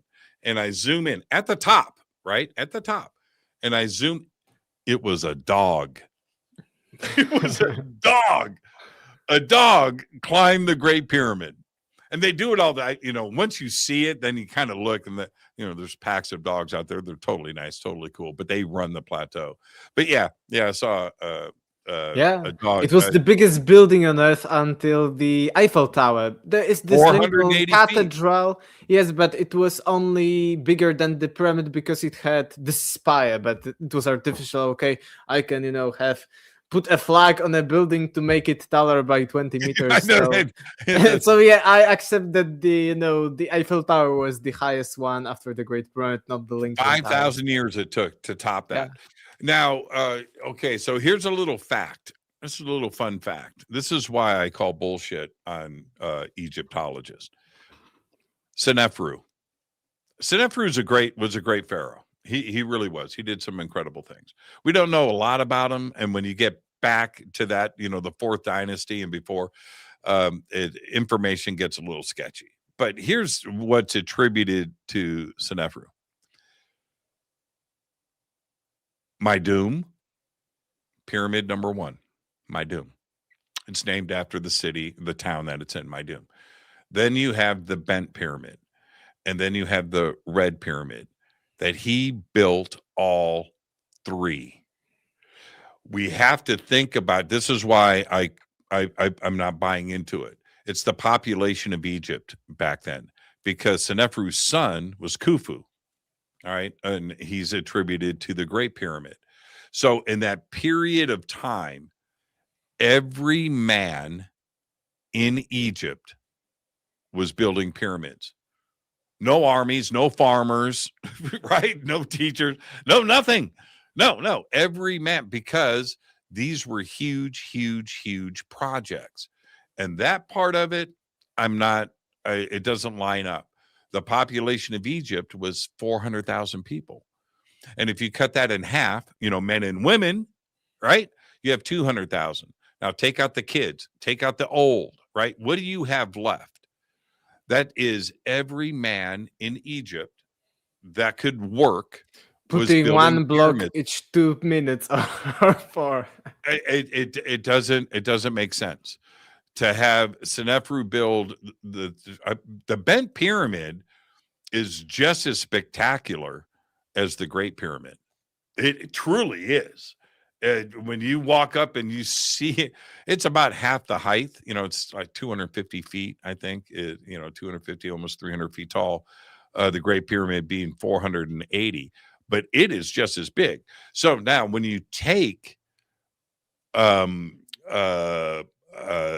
3 pyramids from Senefru, it's twice the amount of stone in the Great Pyramid.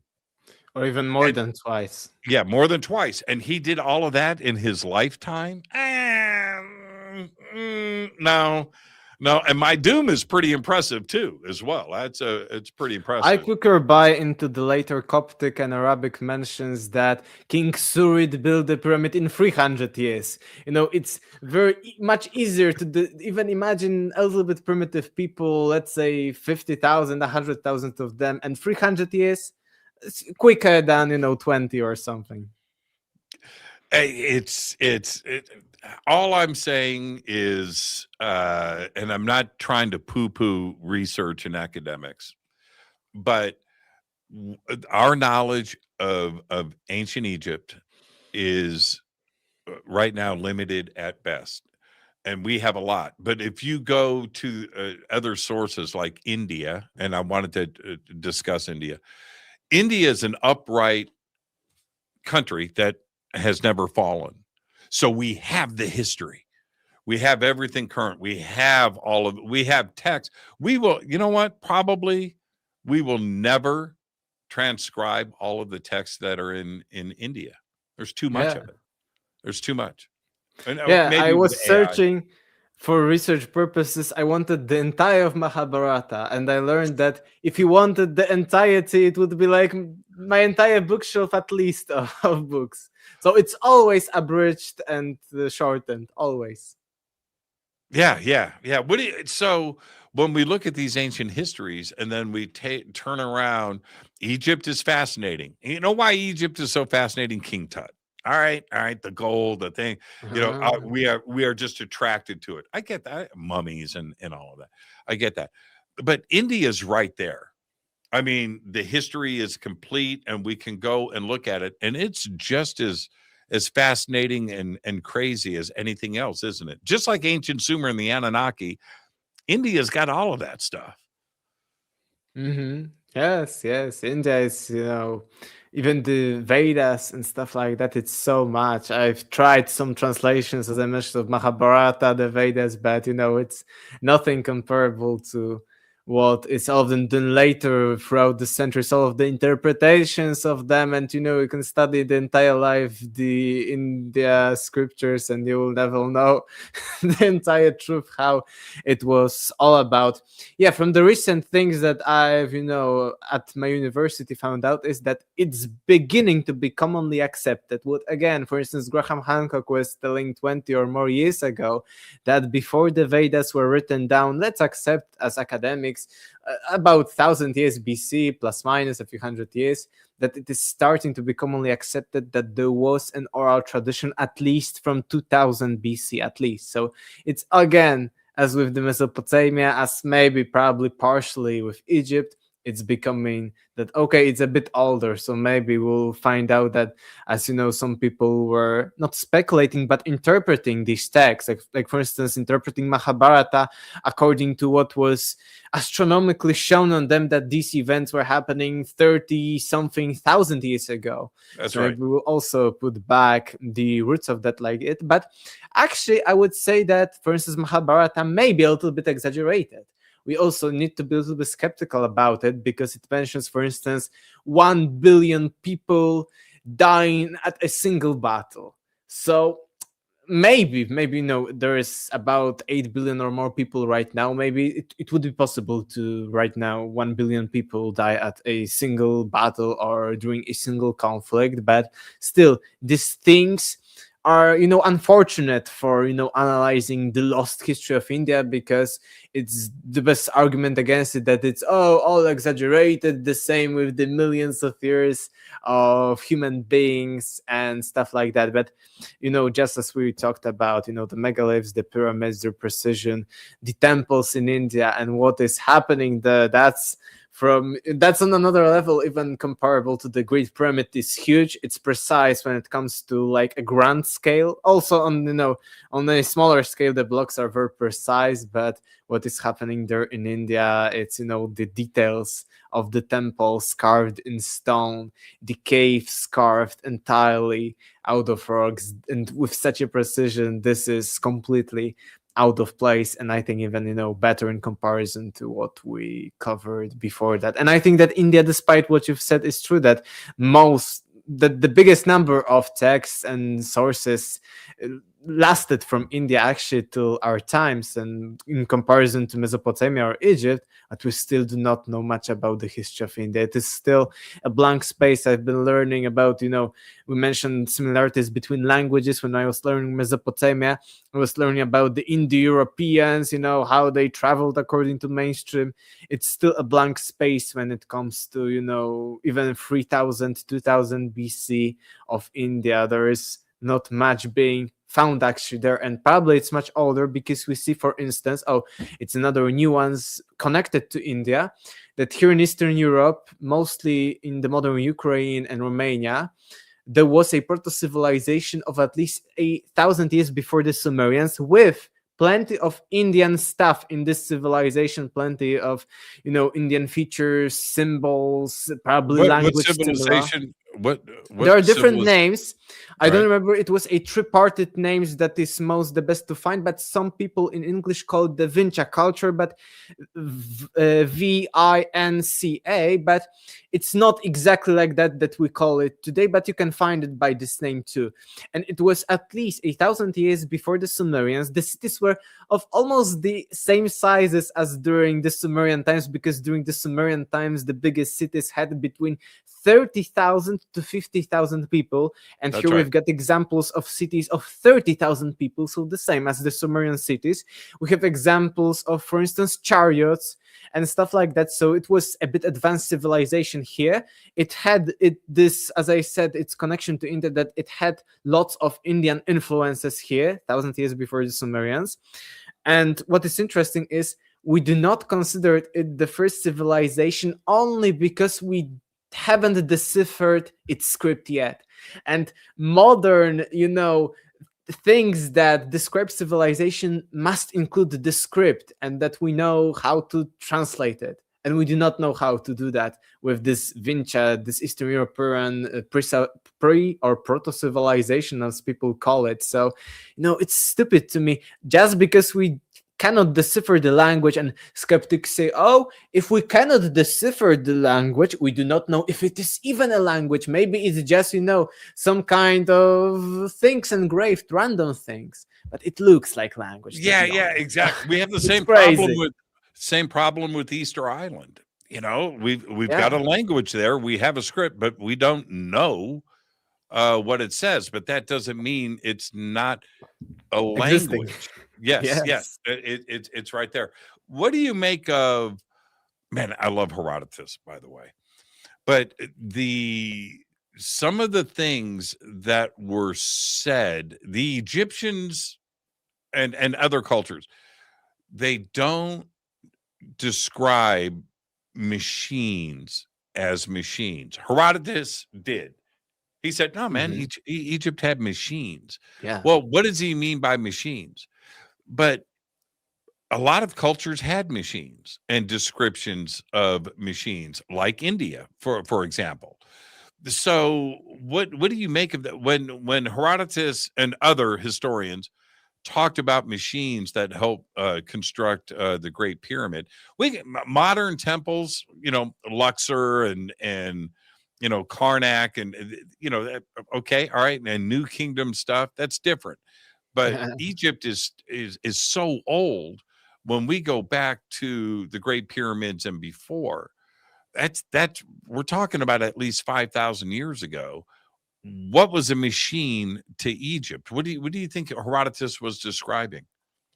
No, I think that Herodotus' descriptions of these machines is, just BS, because even when we were a little bit analyzing at our classes Herodotus, and I was shocked that, it wasn't like a dogma that what Herodotus told us about the Khufu, the pyramids, is true. No, we're critically analyzing it. So I was positively shocked that, maybe there will be some paradigm change in the future, in the near future at least. So, but Herodotus just went there 2,000 years after the pyramid, got random guides. We do not know even if they were, of a very high rank, or just random people he found there, and they were describing the majesty of the pyramid. And probably these people, just as we are now, in awe and inspiration when we see the pyramids, these people were also. So they say, oh, they did it like that. And they also, as the Egyptians, they had this pride that we built it. You see, you Greek, Herodotus, we built it. We built it in 20 years only, not more. So I think that Herodotus' claims about pyramids are not that not very good. And when it comes to these machines, I do not think that just wooden, he mentions some kind of wooden escalators. Such things couldn't get 70 or let's say even 5-ton blocks up even a little bit, because they would be too fragile to do that. So I don't think that the machines Herodotus mentioned are a good example and a true example of a machine that was used to build the pyramids. But yes, in other cultures, in other mentions, there are machines, even the famous Vimanas. I remember I wanted, just as in the case of Atlantis, I wanted to start with the skeptic route. I've heard thousands of things about the Vimanas. What the true ancient texts tell us about that? I've got myself a translation of the Rig Veda, probably full because it's a large one, very small font, and I was going through, not reading it very carefully, but I was going through and underlining with my pencil all mentions of Vimanas, flying chariots, flying machines. There are thousands of them just in Rig Veda alone. Also in Mahabharata, I was doing, of course, not in the full version of Mahabharata as we mentioned, but as mentioned, okay, here is a flying chariot, here is a flying palace, here's a flying machine, because they mentioned that they got onto this machine and went high into the sky and met other people there and so on. So yes, there are mentions of machines, the famous also weapons of mass destruction in Mahabharata, but also not all technical and technological when it comes to achievements. For instance, remote viewing in the Mahabharata. A blind person can see this famous Mahabharata war and can see it despite him being blind, but also being miles away in his palace. The battlefield is miles away, and he's seeing it as a blind person. So also some kind of psychic things, remote viewing. So I think it's both when it comes to ancient descriptions, that they are at some point describing psychic phenomena, psychic technology advancements, but also the technological ones, just as Vimanas but Herodotus' example is a primitive example, the Vimanas are a better one. And as I said, I wanted to find, is it really true? Because, it's shocking. Flying machines, descriptions of them. Flying cities, cities. palaces, chariots. They described the engine room and where we ate and the cafeteria and rooms. It's fascinating. It's just, where does this imagination come from, if it is imagination? Because unless it was real, right? And they are just merely, or like a cargo cult, inspiration. They've seen exactly. No, that's what I'm saying. That they saw this, and so they preserved it historically. There's we have just a little time left. I want to touch upon the questions that we all have. How do you think these megalithic cultures move this stuff?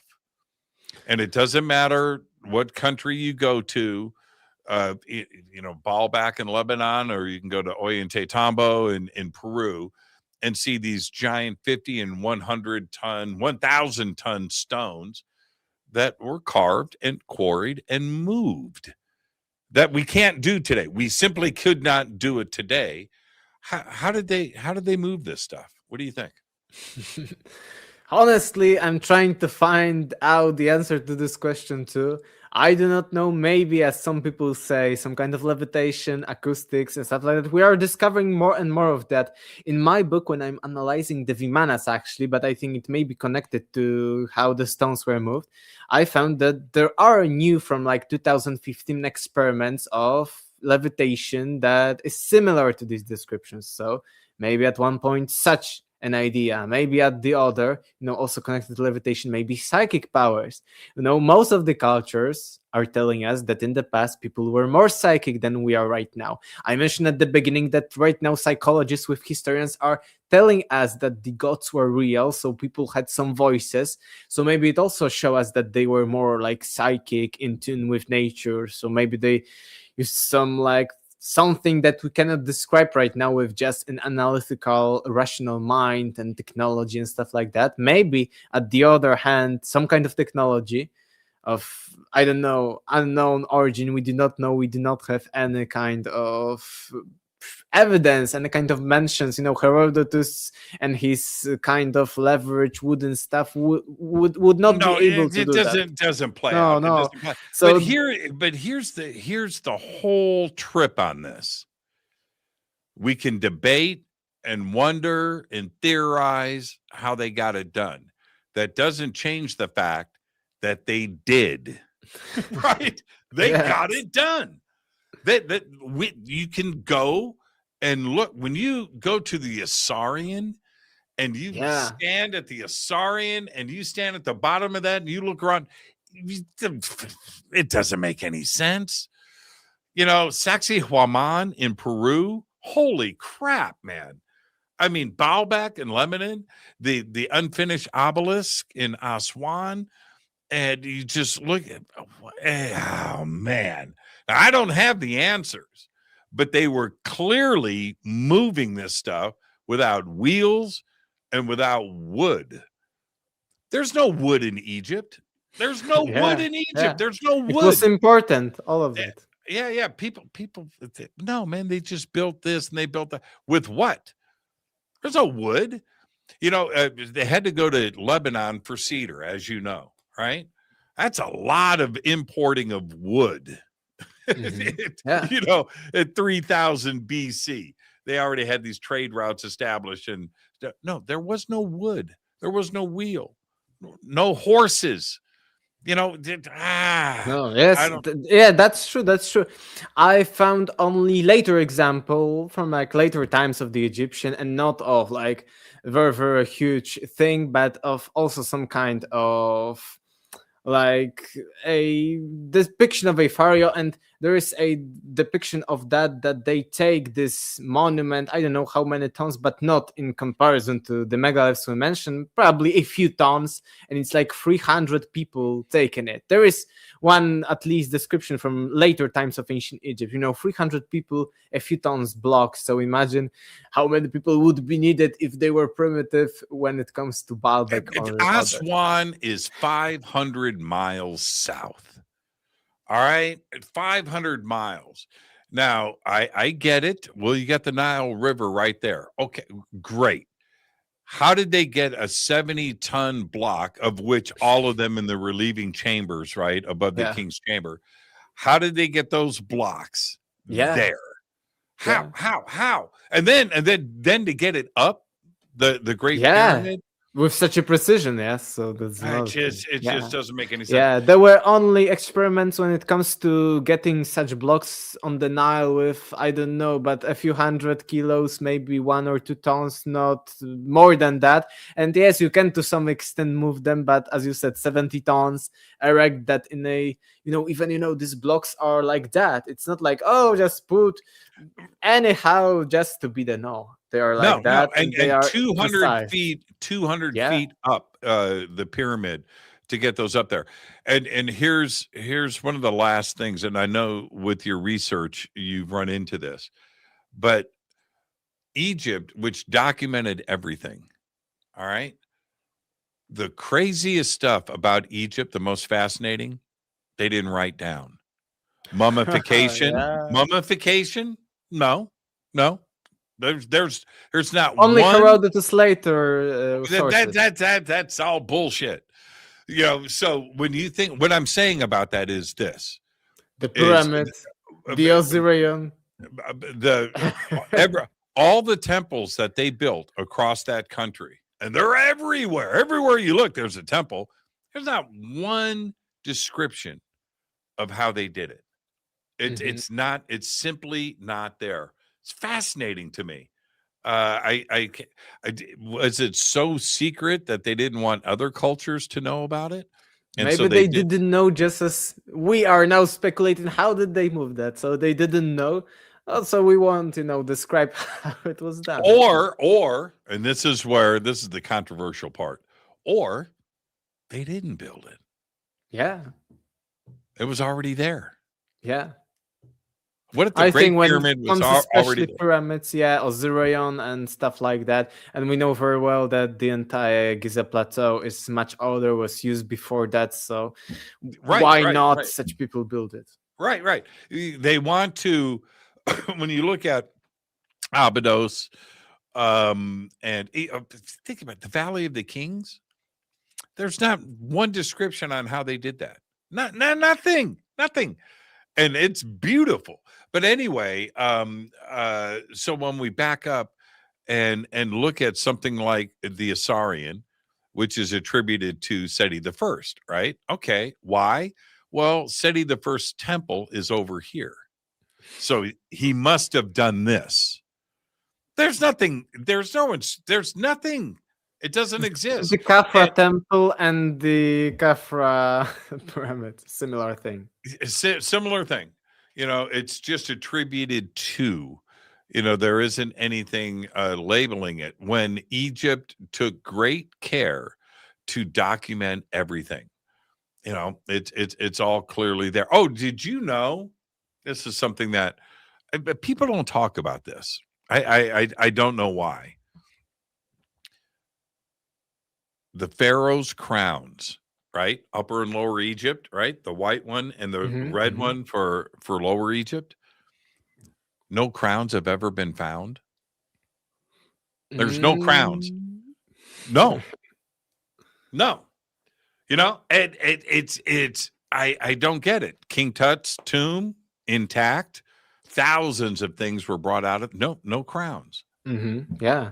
It's just Maybe it was symbolic or something. For 3,000 years. Yeah, strange. They would, even if it was only symbolic, they would create some kind of copy of that in real life for sure. Exactly. I can't figure that one out. You know what? There's a Rothschild, somewhere on this planet, some Illuminati king. Hey man, welcome to my house. You want to see my pharaoh's crown? But you mentioned you went to the British Museum, which is full of stolen stuff from Egypt. The whole thing is everything was pilfered. Berlin one was also impressive. Not like second, almost the same as the British one. Yeah, and the Met in New York is incredible what they have there. They have a complete Dendara temple there that they brought over on a ship, and they rebuilt it in it's incredible to see. They just stole it, man. They just stole it. But you know what the British Museum doesn't have? You know what the Berlin Museum doesn't have? They don't have a pharaoh's crown. They got everything else. But they and don't these have crowns that. are shown on so many depictions. It's everywhere almost, and Yeah, it's just a fascinating part of this. It just shows you how little we know. Yeah, and there's so much more to discover. Alexander, where can everybody follow your work? I think the best way it would be to copy paste my name and surname or check the links, and that would be the easiest way, not to type Czeszkiewicz could be hard for you there. And you can find me on YouTube, Facebook. My book also is, of course, Deja Vu, has everything already been, covering it. Megaliths, pyramids, everything, that I could. I get mine tomorrow. I just got notification. I get my copy tomorrow. Awesome. Very excited about that. I look forward to the next time we have you on the show, man. Great conversation. Great. Yeah, I really enjoyed it. Just keep doing what you're doing. When you get over here to the States, we'll show you around. Okay. Thank you. I would hope so to do that. Yeah. Great conversation, man. Thank you so much, Alex. Thank you too. Really enjoyed it. Enjoy the rest of your day. Yeah. Thank you too. Enjoy your probably night there. Yeah, exactly. It's dinner time. Have a great day. Thank you so much, my friend. Thanks. Great conversation. Wow. Getting it done. Everybody head over. We've got the links up for his website below, all of his social media, YouTube, Facebook, Instagram. It's all right there. And head over to Amazon and get yourself a copy of his book. I just did, and I'll have mine tomorrow. I'll show it to you on the show. tomorrow night. All right. Everybody have a great time tonight. Tomorrow night, what have we got? Oh, tomorrow night, Dustin Pari is here. And we're going to be talking about ghosts tomorrow night and all of his stuff that he has been working on, of course, his TV shows. So that is tomorrow night on Real World Ghosts. Tomorrow night on Fade to Black.